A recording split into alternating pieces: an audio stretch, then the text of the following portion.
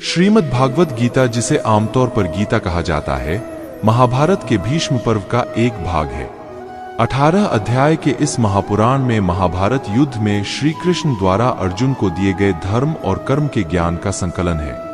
विद्वानों के अनुसार जीवन की सभी दुविधाओं और अंतर्द्वंद का हल गीता में मिलता है। माना जाता है कि जो व्यक्ति गीता की इन 5 बातों का जीवन में अनुसरण कर लेता है, वह हर काम में विजय हासिल कर सकता है। स्वयं का आकलन करें।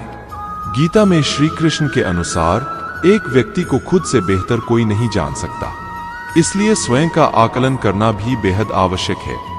जो मनुष्य अपने गुणों और कमियों को जान लेता है, वह अपने व्यक्तित्व का निर्माण करके हर काम में सफलता प्राप्त कर सकता है। 4 मन पर नियंत्रण। मन को बड़ा चंचल माना गया है। कई बार हमारा मन ही हमारे दुखों का कारण बन जाता है। जिस व्यक्ति ने अपने मन पर काबू पा लिया, वह मन में पैदा होने वाली बेकार की चिंताओं और इच्छाओं से भी दूर रहता है। इससे व्यक्ति को अपने लक्ष्य को प्राप्त करने में मदद मिलती है।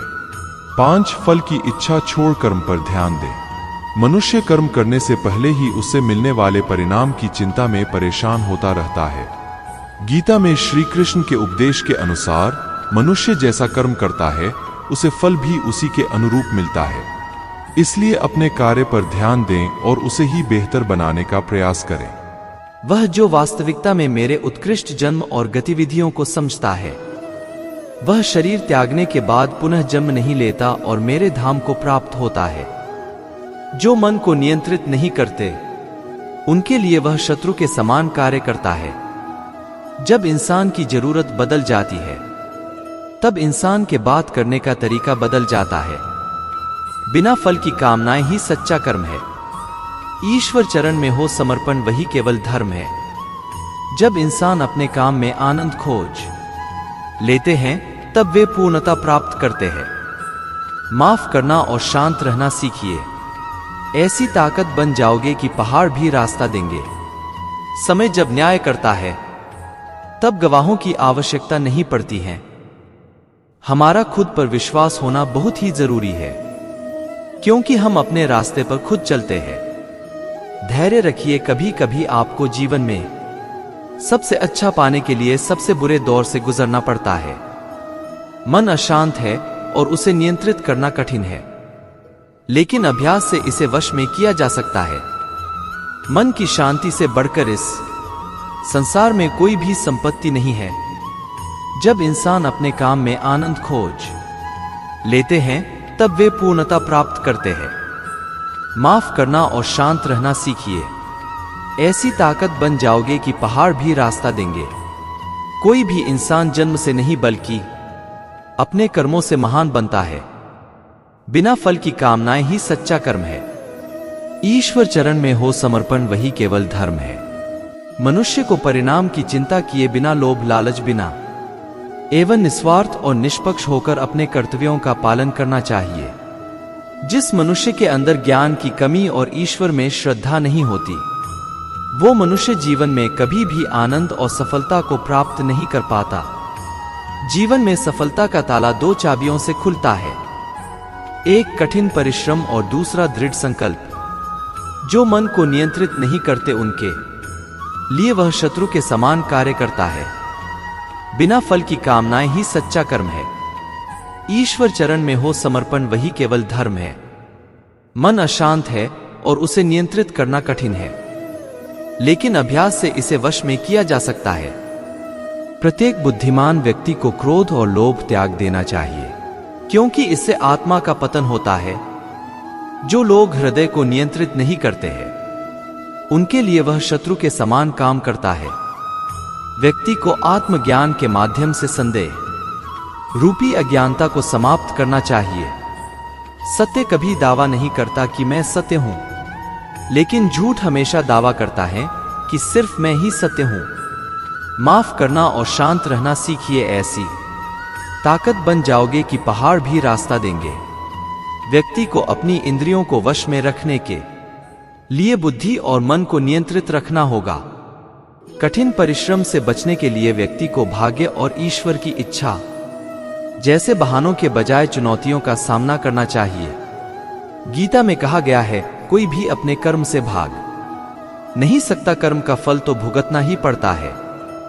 मनुष्य को अपने कर्मों के अच्छे और बुरे फल के विषय में सदैव सोचकर चिंताग्रस्त नहीं होना चाहिए।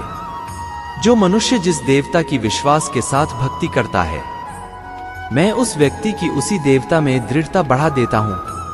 सभी काम छोड़कर बस भगवान में पूर्ण रूप से समर्पित हो जाओ, मैं तुम्हें सभी पापों से मुक्त कर दूंगा।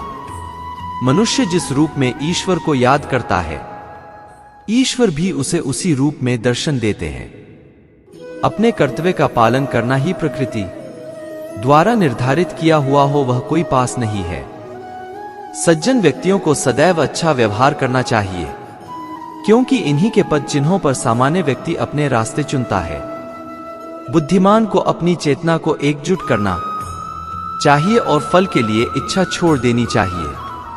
कोई भी इंसान जन्म से नहीं बल्कि अपने कर्मों से महान बनता है।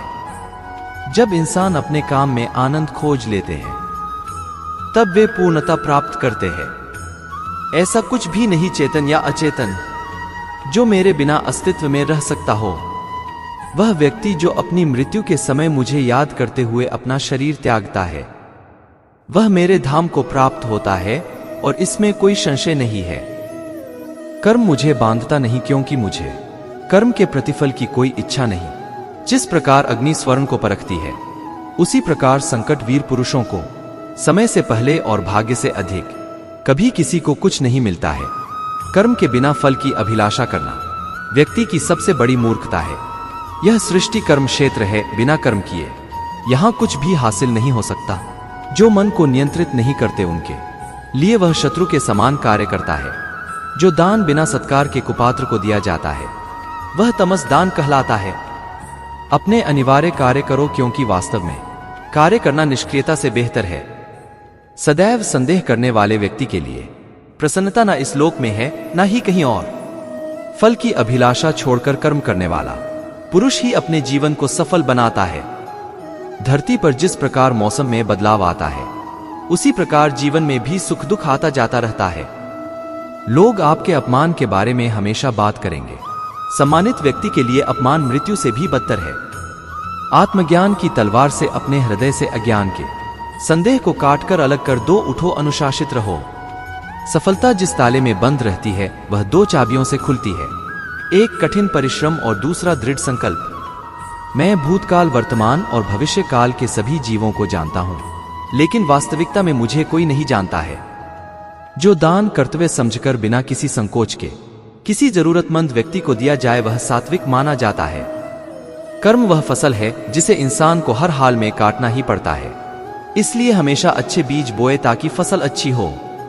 जो लोग भक्ति में श्रद्धा नहीं रखते, वे मुझे पा नहीं सकते।